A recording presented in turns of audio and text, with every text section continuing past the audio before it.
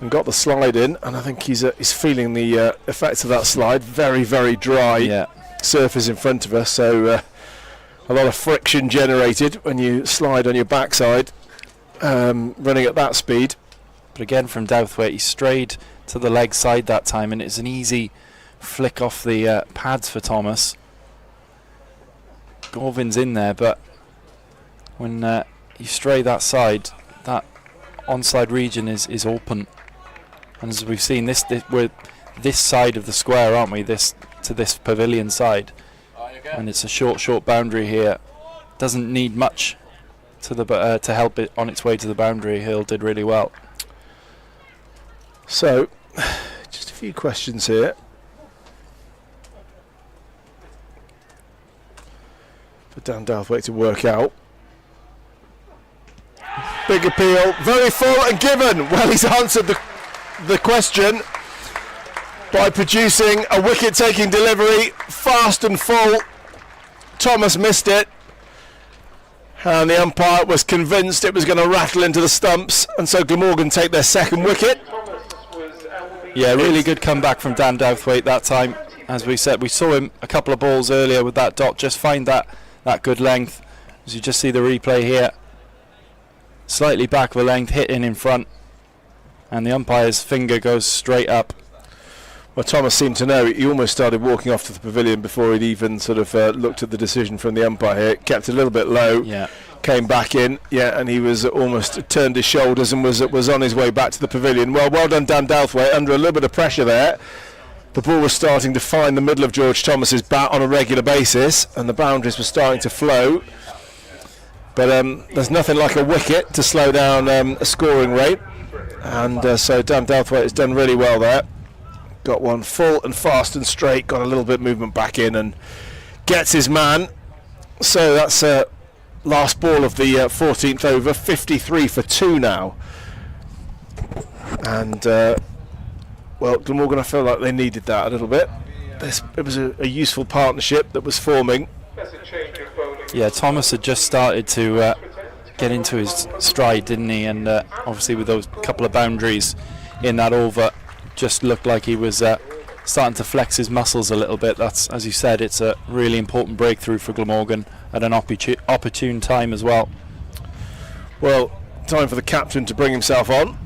Andy Gorvin, of course, captain in this competition this season, with the regular candidates, and Kieran Carlson away on 100 duty with the London franchise. So, Andy Gorvin. Different sort of bowler. He's of course much shorter in stature, a little bit slower, but skips and scurries in, and but will be accurate, and will try and use all his experience to get something out of this pitch as well. Yeah, usually his accuracy is his strength, and he's got a couple of tricks up his sleeve as well. Can bowl cutters and can bowl the slower delivery as well. So he's used to one-day cricket, white ball cricket. So something else for the Sussex pair to deal with here. This is slapped to the leg side, and Van der Hooten's got a chase on.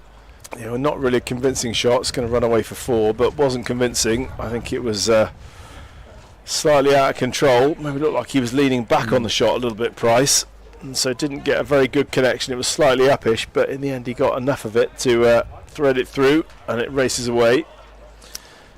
Yeah, there's no timing on that. More by luck than judgment, really. Just finds that gap on that leg side, and once the ball's through, it's away to this boundary.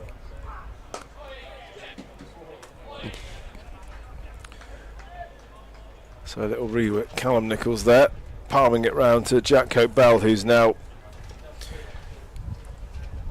doing the sweeper's job on the offside.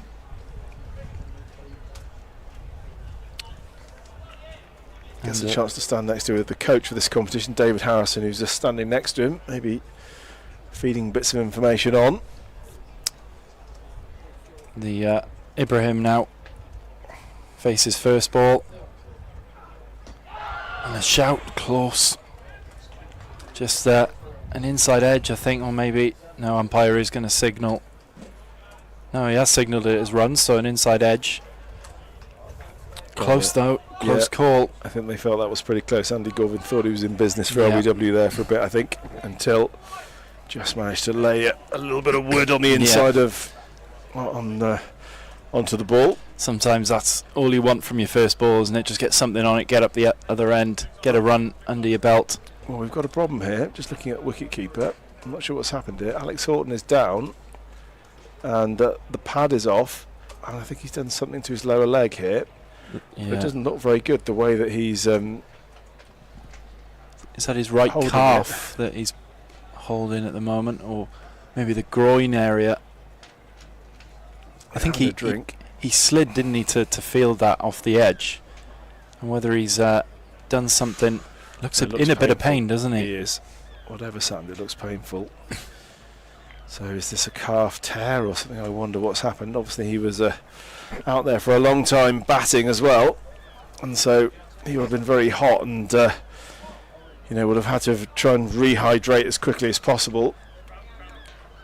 So he turned to pull there. I think that was it. He's turned to run, and it looks a little bit like either he slightly lost his footing or his calf when he's pushed off there has just felt a little tear or something give way. That's kind of what it looks like. He's in some pain, isn't he? You see the head just rock back there, and as you said, he was out there for a long time batting. The legs are probably heavy as it is, having to come out and keep wicket as well. The good thing for Glamorgan is they have got plenty of wicket keepers in this team. Henry Hurl and Will Smale as well. Yeah, so probably you think that Will Smale might be the one to come on, although you're not allowed to. Well, would you be able to bring a sub wicket keeper on and bring Harry Wallace to keep? I don't know, is that allowed? Harry Wallace as well, yeah. I think Mr. Blake Bint is the man for that when it comes to the rules, but we've seen the substitute fielder rule be a problem in the championship, haven't we, early on in the season? And I think Alex Horton's got a problem here. Yeah, I think my feeling here that he might be done. I don't know, he just looks like he's writhing around in pain a lot at the moment. It looks to me like probably a calf tear or something like that. I think it's straight off. He's pulled his trousers up to the knee and his shoes and socks straight off just so the physios can get access to the calf. But I think it's probably, that's the end of his match. Well, we'll all remember it for that wonderful century earlier on, but let's just hope this isn't too serious. Let's hope it's something he can recover from very quickly. He won't want to sit out many matches in this competition, having done what he's done already with the bat. So, well, Harry Wallace is out on the field now, number 81 on his back, and looks like he's come out to join. I don't think there's any sign that he's got the gloves on. What is the definition of extraordinary? Today, the extraordinary downtown Giga has a new breeze that will set sail to the final chapter of Goldcrest View's community. Welcome to an extraordinary Goldcrest breeze. Welcome to extraordinary rewards.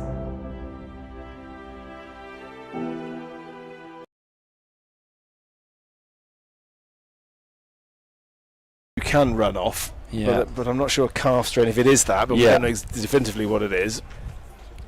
But good news nonetheless that it's not a serious injury that, or presumably so at this stage, that he's carrying on anyway. Because the concern was after that brilliant 100 that if he picked up a serious injury, the competition is so fast paced and there's so many games back to back that he would miss a significant chunk of it. Well, I'm sure Alex Horton just wants Andy Gorvin to just bowl it straight to his gloves. Don't give him anything down the leg side where he has to shuffle across. Well, he's moving a lot more easily now, jogging straight back down. You can see him there on the left of your picture, just jogging down to take his place. Seems to be moving reasonably well. So I wonder what it was, whether it's a long-standing injury that he's had or something else. But you'd see him there, you wouldn't think anything's happened. Number 37 on the right of your picture now, going to his mark. And it didn't seem like an impact injury from when he put the dive in on the ground. As you said, it seemed to be from when he turned. Pushed off. Yeah. Yeah. Well, good news that he seems to be okay. And we are sending our good healing vibes towards that leg. And as Dan Dalthwaite is going to continue from the Devon Road end. Bowling to Price on 27. Drives a little bit aerially. Was in the air for a little while. There was an ooh and an ah from the Glamorgan fielders nearby. Yeah, a bit uppish that time from Price. I think he just, as he was completing the shot, just leant back slightly. And as he said, a bit of an ooh and ah around the ground. The pressure still seems, fairly large for the Sussex batters, even though they have got a little bit more breathing room. The 2 wickets have helped. Still, that run rate just under 7. No, required run rate. Sorry.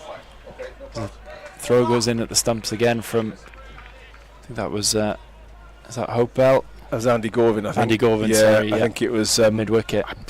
My feeling is he might just have got in, but it would have been tight. But I think he was probably just there. Was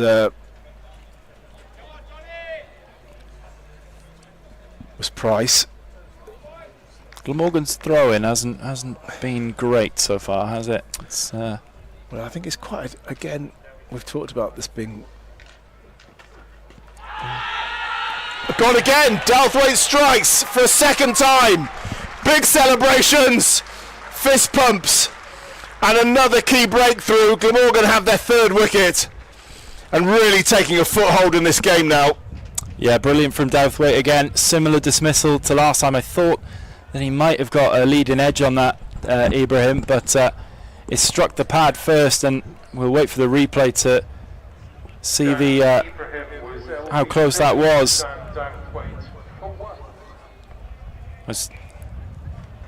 I thought it was Price then heading on, but it's just Price also wandered towards the pavilion to get a drink, I think. See from this angle.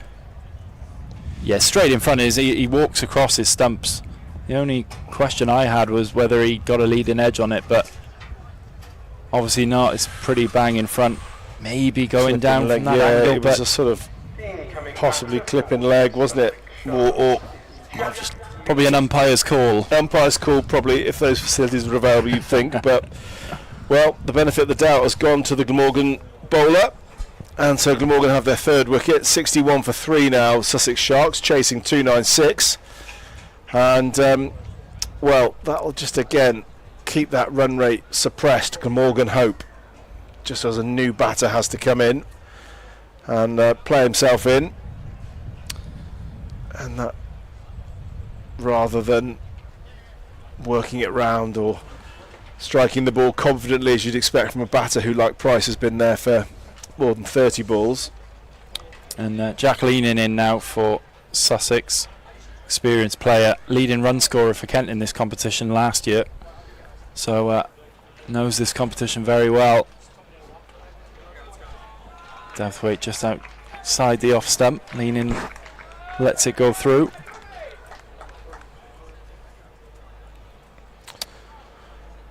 Well, Alex Horton seems to be moving okay. Had to get down low to pick that one up, and seems to be all right. He's having a little chat. It's a strange one, that, wasn't it? Because he seemed in a lot of pain, and now doesn't seem to be affected by it at all. Unless it's cramp. Could have been cramp. Yeah, I mean, that is. Yeah. Yeah. Aerial again there. No one in at short catch and cover, though. They're going to think about 2 to Henry Hill, but he's got a good eye on him. And they decide to keep it to 1. Yeah, thinking about it now, actually, cramp possibly because he's been out there for so long and got 100 and is dehydrated, and the muscle's much more likely to cramp if they're dehydrated. So I don't know whether they've just given him a quick massage, made him drink some pickle juice. Isn't that what they do these days? I think it wouldn't be for me. I can tell you that. I can tell you that now. But I think you're right, Ash. I think possibly that. Half-hour break as well in between. Obviously not sure what he did in that break, but might have just cooled the muscles down. And of course, when you're keeping as well, you're up and down constantly, so putting pressure on those muscles. The end of the over, 62 for 3 are Sussex after 16. Wicket in that over of Dan Ibrahim. Yep, so it feels like Glamorgan definitely, on top, I would say. 3 wickets is a good start. Good inroads. Of course, Glamorgan were in a much worse position. They were 5 down by this stage. And so we've got to also put that into perspective that, Glamorgan were in trouble. Have Sussex got a partnership or a couple of players who can do something similar? And that's probably the question here. Well, Price has done pretty well here so far. He's just found his feet, hasn't he? And 28 off 37, and Leanin, as we've mentioned, was the leading run scorer in this competition last year. So somebody who knows how to score runs in this format. So this could be a key partnership here for Sussex if they can put one together, and it'll be an important partnership to break for Glamorgan. Gorvin trying to do that now, and straight past the bat. Good gloves from Horton, standing up. This is the in vogue thing now, isn't it? Keeper up. I mean, with Andy Gorvin anyway, the keeper was always up, but it's certainly been a new fashion, a new trend, isn't it? Not allowing the batter to get out of the crease, and if they stay back, brings in LBW much more so than if they can get forward. So another single. Yep, Price going nicely. Where you feel like he feels like a key man, Tom Price now, having got in. Can he stay in and find one or two people to join him? Just to keep this chase going. I think, again, run rate, it's creeping up towards 7 again, but the sense is that can change, as I think that was that a stumping or even an edge maybe? Umpires, no, signal for runs. So I think it was an edge. Well, that's the disadvantage of standing up, I suppose, that catches like that you don't take, but would have been a very good catch. If you get a thick edge, it's almost impossible for the keeper. You feel like Gorvin's starting to make a few inroads here, asking a few questions of Price at the minute. Just getting into his rhythm. 1 ball left of his second over.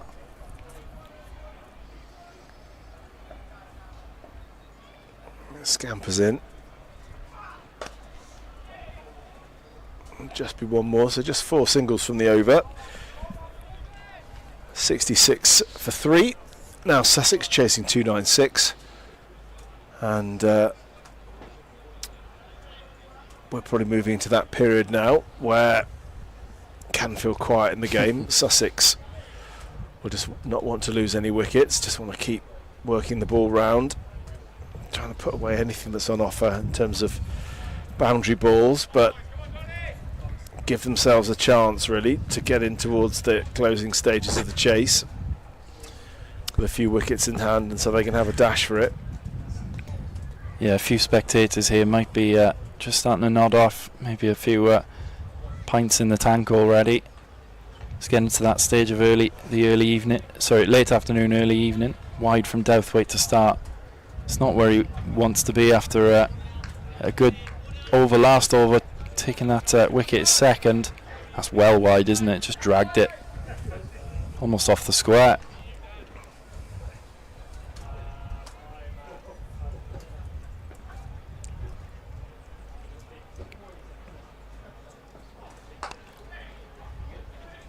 Worked into the leg side nicely, looking for 2, but Hope Bell comes around quickly and does well to keep it to 1. Yeah, of course, that is the advantage of having other young fielders inside, that they tend to be good at covering the ground and bringing us some youthful athleticism to the side. Well, he's been moved out of the covers now to be a boundary rider, and he was looking sharp in the covers earlier, and looking sharp on this deep square boundary as well. I mean, he'll be obviously thrilled with his innings, but he'll just have all the energy in the world, won't he, after that? Douthwaite in again, wrapped on the pads. Oh, I think that one probably just going down. He half-hearted appeal in the end, didn't fully go through with it, down Douthwaite. I think we could see that from here. But the ones that he is firing up there do seem to be getting through more often than not, he's had a couple of LBW decisions go his way, and seems like a good bet. Maybe he's just surprising them with the speed through the air when he goes full. When he does arch his back, he can get it through sort of good mid-80s. Oh, well fielded. Yeah, really well done. I think that's is that Will Smale in there? Yeah. Got a hand to it, stopped it from going down to the boundary. Really good from Smale, and gets a round of applause from the crowd here.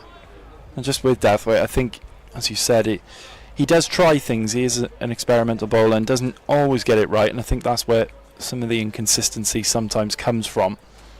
But when he does get it right, he's got a wide skill set to use, can vary his length, his pace, his line pretty well. Will go for runs now and again, but will bring you wickets as well. Yeah, that's I'd say that's how it feels, isn't it, with him? You're right, he's not a metronomic bowler who does the same thing every ball, but has the ability to sort of bowl a brisk length and surprise you with the odd sharp bouncer, fire up a Yorker, kind of all-action cricketer. Kind of lives for big moments, but this is not one of them. Again, this one, he stops and stares at the umpire, trying to make him change his mind, imploring him to raise the finger. Height an issue on this one, potentially. Yeah, just it's above that knee roll, doesn't it? Maybe did it clip the back leg? Height must have been the only thing, but I suppose he possibly got the benefit of the doubt on the last one, so maybe the umpire's just evening things up there a little bit. So leaning on 4. A high backlift leaning. It's quite tight to the body in his stance. Gets a single. That's the end of the over. Sussex 71 for 3. With Price and leaning. Tom Price on 32. Jack Leaning has only just come out to the crease. 5 off 8. And Glamorgan in a decent position here. That run rate required has just crept up above 7 and over. Run rate just shy of 4 at the moment. As Andy Gorvin comes in again for the start of his 3rd over. And that's played out to Will Smale. Gorvin with a decent start here, 0 for 11 from his first 2. Captain today, captain for this competition. Gorvin in again and just pushed out to Hope Bell down at long extra cover, or deep extra cover for a single, and Price will bring Price back on strike. And Blake Bint is back alongside me. Blake, what have you made of the last few overs or so? Well, just keeping it tight, aren't they? A couple of chances. That's a nice shot, though. Yeah, he's just worked that one through the covers region. Strong hands from Price. Really wristy shot, but well balanced as well. Down on one knee, used those wrists to perfection through the diving fielders at cover. And Gorvin back in again. Looking to drive again is Price, and he'll get another one.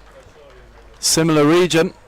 Straight to that white fence in front of the VIP area at Neath. So back-to-back boundaries for Tom Price. And just gives his side a lift in this over. Yeah, we said it frequently in the Glamorgan innings, didn't we? But I feel like it's appropriate to say it again now that this is the key partnership for Sussex. And he might get another one. He has. This time through mid-wicket, flat bat, sort of pull shot, low pull shot. And Gorvin is going for a few here. This time back of a length, just sits up And it's meat and drink for Price, who quickly moved on to 44. Yeah, he's seen that coming, hasn't he? 2 over pitched balls he's driven, so he drops a bit shorter and he's waiting on the back foot for it. This time off the back foot can only find Will Smale, and that's the end of the over. That's an expensive one for Andy Gorvin, 13 from it. Sussex 84 for 3, a really important over for them. That run rate's crept up now to 4.42, where it was dwindling below 4 just before that. And Tom Price finds himself 6 shy of a 50 as Jack Leanin looks to face Dan Douthwaite again. Yeah, going along nicely, Tom Price. Going at a good rate as well. Dan Douthwaite, he's been impressive so far though. And he skittled him. Jack Leanin goes. I think there was a bit of battle, a bit of pad involved. Sound like 2 noises, but it doesn't matter. Dan Douthwaite gets a 3rd, and he's only been on for 4 overs and 1 ball. And that's a big wicket. That's a lot of experience in this Sussex team. It's just been removed for just 6. Well, Jack Leanin got 21 against Glamorgan in the county championship. He's not going to get that today as Dan Douthwaite strikes for. तुम्हारी choice बहुत अच्छी है. हर उम्र में चलने वाली दोस्ती, Lipton, दोस्ती जितनी strong. Just through the gate.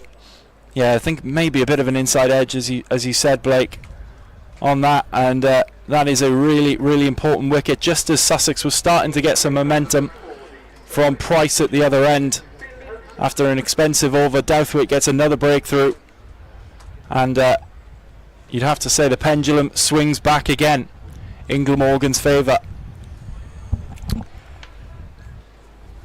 Yeah, that's an important one. Even though it was so early on in the innings, it's not like the wicket of Price, which would be worthy because of the runs he's scored, but just the experience Leaning's got. Yeah, he's the oldest player in this side, and averaged 54 in this competition last year. Yeah, and someone who's got a lot of runs in this format in general. Nearly over 2,000 runs in this format.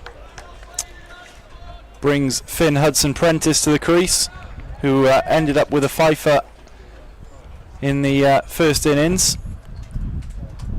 Experienced all-rounder for Sussex. He's in, drive in, straight back to Douthwaite, who stares him out. Douthwaite's fired up now. A few, I'm sure, friendly words exchanged between the two. And this is when Dan Douthwaite is at his best. When he's got his tail up, the head is held high, the shoulders are strong, and he's a really dangerous white ball player when he's in this kind of mood. He comes in again, and whisked outside the off stump was Hudson-Prentice. Dan Douthwaite with his hands on his head. He's hungry for another one. Yeah, he's in a really good rhythm, isn't he, Dan? He's didn't have the best of times in this tournament last year. As someone who hasn't played in it a great deal, because he is often picked up in the 100. Not this year, nor was he last year. So good to see him off to a good start. Douthwaite in again. This time Hudson-Prentice just defends into the onside. So off the back of a expensive over from Andy Gorvin, this is a really tight one from Dan Douthwaite so far. Wicket with the first ball, 3 dots to follow. And as we approach the 20 over mark, again that run rate required up towards 7 as Hudson-Prentice looks to cut that one away, but comes off the bottom of the bat. Yeah, last year played in 6 games in this competition, took just 2 wickets at an average of 161, and he went at over 7 and over. So, well, he's eclipsed his wicket total from last year within the first 4.5 overs anyway, or within the first 4 overs rather. That third wicket. Last ball of this over then, as Hudson Prentice will get off the mark.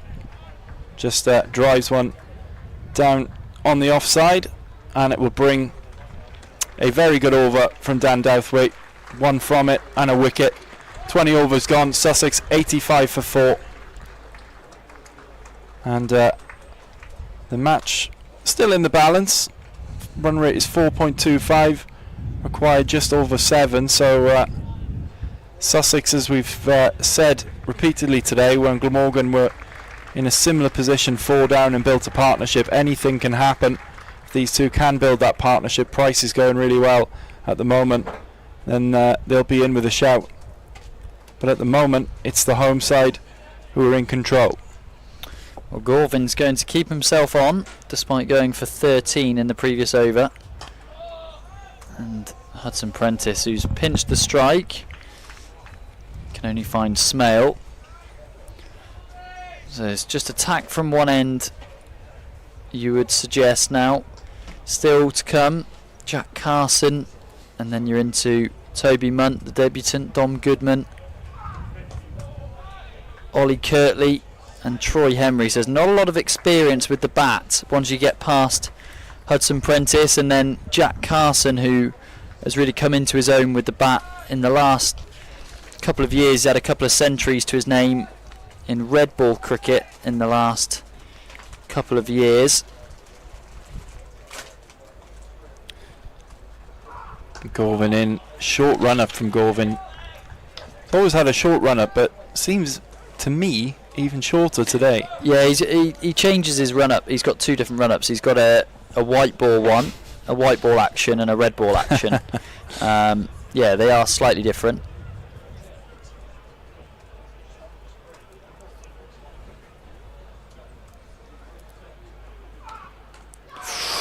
Nearly sneaking through. Just a bit of movement off the surface. It seemed that Hudson Prentice was making it look like. He's 1 from 9 balls, so he's not settled straight away against the 2 differing seamers of Douthwaite and Gorvin. 4 dots in a row. Happy to take 5. It's a much better over from Gorvin. Can he finish it off with a maiden after which would be a remarkable comeback after going for 13 in his last. But always gives an exasperated shout after he delivers the ball and sneaks through. And that's a really good over from Andy Gorvin. Maiden. Sussex 21 gone, 85 for 4. Good comeback from the captain. And a few there that weren't too far away from hitting the stumps. Yeah, good over. Maiden, as you said. And just builds up a bit of pressure once again. You can see the run rate required on your screen, 7.28. While still a long way to go and 4 wickets down, they're going to need a partnership of similar proportions to what we saw from Hope Bell and Horton if they're going to get near this total, 296. Douthwaite in again, and that one's just prodded out to the offside. Come through for 1. Be interesting to see how Andy Gorvin uses Dan Douthwaite here, because presumably he will bowl at the end. He's usually a reliable death bowler. Already, well, this is into his 6th over now. So it'll be interesting to see if he keeps him back for some overs at the end or whether he wants to keep the pressure on. And it's worked down to mid-on. Well, I wonder if Gorvin might try get Franco on from that far end and then switch ends himself, or potentially go back to Van der Gookten just to try go for the jugular, while Sussex are frail at 86 for 4. Yeah, Van der Hooten's got 3 left. He's 1 for 14. Gone for just 2 and over. Done a really good job at the top, did Van der Hooten, and it's a good dive in the deep. Prevents the 2. Gets a round of applause. That's Henry Hurl out there, who's done some good work on the boundary already.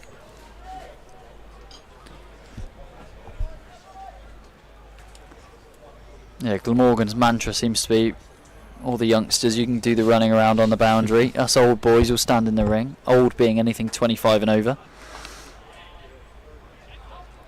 They come through for a single, comfortable single in the end, and Holt Bell was there to back it up. It's like X Factor, isn't it? Remember as a kid, you used to feel really old in seeing the over 25s category. You think they're really old, and now that's what it's like being Glamorgan in the ring. If you're over 25, you've got a bus pass. Yeah, the closer I creep to 30, the body feels worse every year. They come through for a quick single, really well fielded by McIlroy down at mid-on. Saves the 4. It was a good punch down the ground. That time from Hudson Prentice. Yeah, he'll feel better for that. Only a single, but it's a good signs as a batter when you're nailing that shot. Price now on 46, just 4 shy of a half century. Douthwaite in and skied in the air. It's going to land safe. Is it going to go to the boundary and bring up that half century? It does. Just trickles over the rope. Holt Bell in pursuit, and that is 50 up for Tom Price, who has batted really well here. 50 off exactly 50 balls, and a really important contribution for Sussex as they go to 93 for 4 off 22 overs, and Price will be very pleased with his work so far. Yeah, he's batted well and needed to. He's stuck around when Sussex batters have fallen around him. George Thomas did occupy the crease for some time, but other than him, it's been pretty much Tom Price or bust, and that is his first half century in white ball cricket, bettering his 45.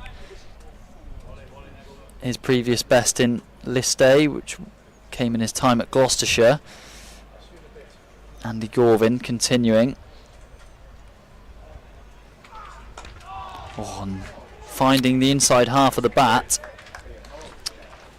Hudson Prentice was thinking about a single, but Byram was sharp in there at mid-wicket. I've got to give a shout out to Josh Harrison, my former captain down at Lewis Priory CC in Sussex, who's texted me that he's listening from down there. Oh, down the leg side. Shoots through.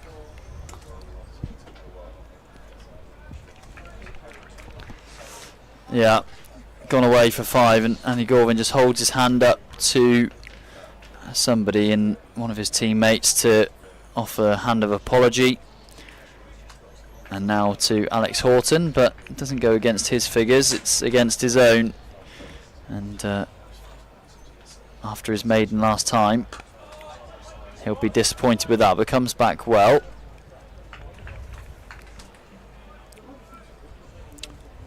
Yeah, disappointing that, well, there was one from the overthrow earlier, and now one off the bowling of Andy Gorvin.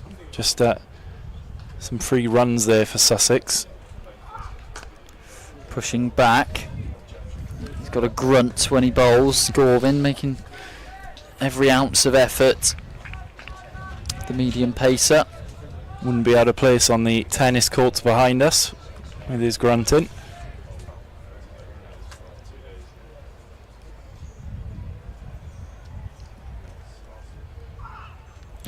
Beats Hudson Prentice, looking to drive through the offside. There is a big gap between Nichols and Smale. Hope Bell is beneath us, pursuing the boundary, but Patrolling the boundary would probably be a better phrase.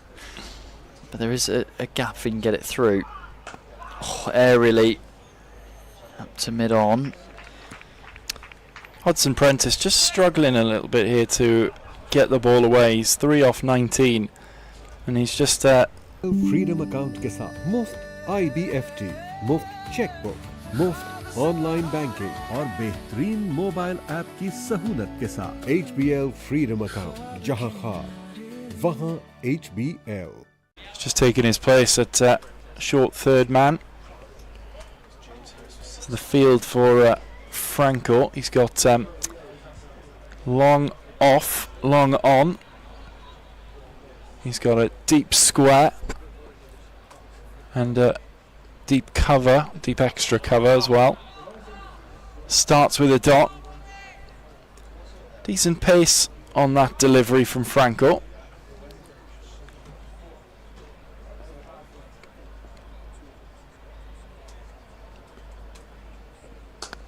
And prices forward and just knocks it down to long on. We saw the Sussex spinners look to bowl with a fair bit of pace, just fire it in. I'd like to see Franco give it some air, see what they can do, but it is a small ground. You're always hesitant as a spinner to do that. Well, yeah, and if he can mix it up and get that right, it will cause a lot of problems. But as you say, if you get that wrong, then you are vulnerable. And this time Hudson Prentice just pads it back to Andy Gorvin.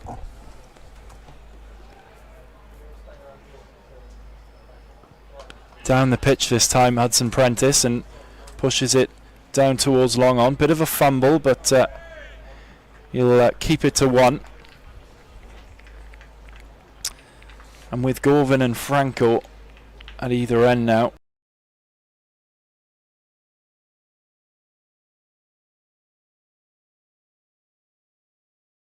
we can expect to see these overs rattle through pretty quickly. This middle part of the game. Big shot. Has it found a gap? It has. Won't go for 4. We cut off down there on the boundary. They'll come through for 2.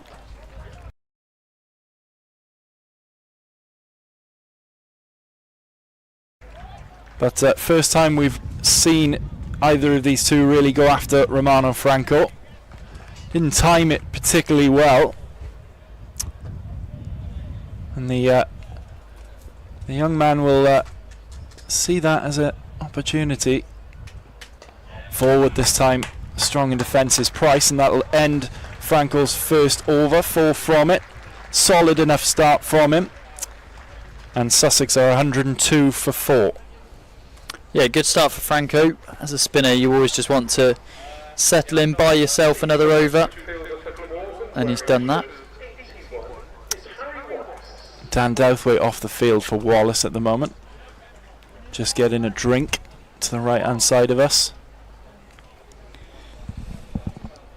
Romano Franco as well looked to build on from the campaign he started last year. He was given a short-term contract for this competition with Mason Crane and Ben Kellaway, the frontline spinners, away at the 100, and he didn't have a disgraceful tournament for the first one as a teenager. 5 wickets. 5 wickets at an average just under 60, so it wasn't the best, but could have gone far worse. When a runner ball as well, so didn't disgrace himself with his economy, as Andy Gorvin is going to take a rest after 5 overs. Tim van der Gugten's going to come on to try and grab this 5th wicket. And we saw Sussex do a similar thing to this, didn't we? They paired a youngster with a more experienced bowler at the other end, just to kind of provide some insurance maybe. Maybe that's the thinking with Gorvin. Oh, and think about a quick single, but there isn't one there. He's got a slip back in as well. Van der Gugten, Smales in at first slip. Deep third, fine leg, deep square and deep cover. The 4 fielders outside the circle permitted at this stage. As we're nearing halfway, remember Sussex chasing 296. Thanks to hundreds from Horton and Hope Bell.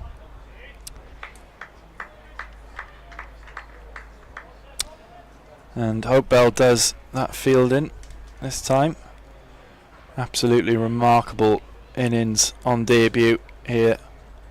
And we saw Franco make his debut here last year. This ground will mean a lot to Romano Franco, and now it'll mean a lot to Jack Hope Bell as well with that knock. And whatever happens here for the rest of the day will live long in the memory. Certainly will. No run again this time. Every dot Glamorgan will feel adding pressure to the Sussex Sharks. Tom Price, though, will know that the longer he stays there, the better a chance Sussex have of chasing down this total. Yeah, just 18 runs in the last 5 overs for the 1 wicket. It's about 3.5, just over 3.5. Run rate required now up over 7.5. Yeah, and with Carson the only recognised batter to come, they won't want to be needing too many when relying on the tail. Toby Munt did score a half century in a second 11 fixture just a few weeks ago, but the standard is not quite comparable when you've got Tim van der Gugten running in at you. And Nichols does well to keep it to no run. Hudson